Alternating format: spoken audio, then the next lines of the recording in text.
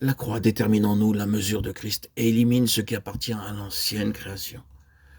Plus elle aura été éliminée dans les profondeurs insoupçonnées de notre âme, plus la mesure de vie grandira en nous. Ce que nous vivons de la croix correspondra à la mesure de Christ au milieu de nous. Nous devons devenir transparents, sans rien cacher ni dissimuler, et marcher en toute humilité et douceur. André Mouret disait, si je suis quelque chose, Christ n'est pas.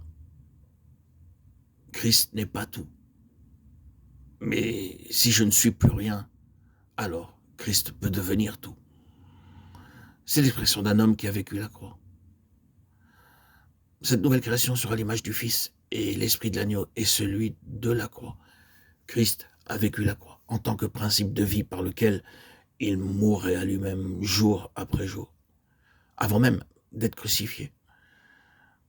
Ah, si Jésus n'avait pas vécu sur le principe de la croix, il aurait été possible que la croix, pour lui, fût été impossible.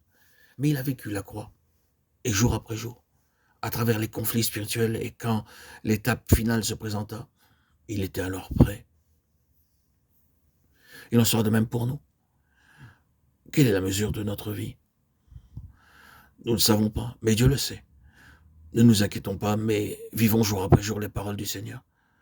Ma nourriture est de faire la volonté de mon Père et d'accomplir son œuvre. C'est cela, l'esprit de la croix. Disons, non pas ma volonté, mais ta volonté. En échange, nous recevons la puissance de sa vie. En mourant, nous ressuscitons et progressons. C'est la loi de l'ascension. Au ciel, je suis en Christ, et sur la terre, Christ est en moi. Je dois occuper ma position tant sur la terre qu'au ciel. Je suis sur la terre pour mourir et connaître la puissance de sa vie qui m'élève et m'emmène dans sa connaissance.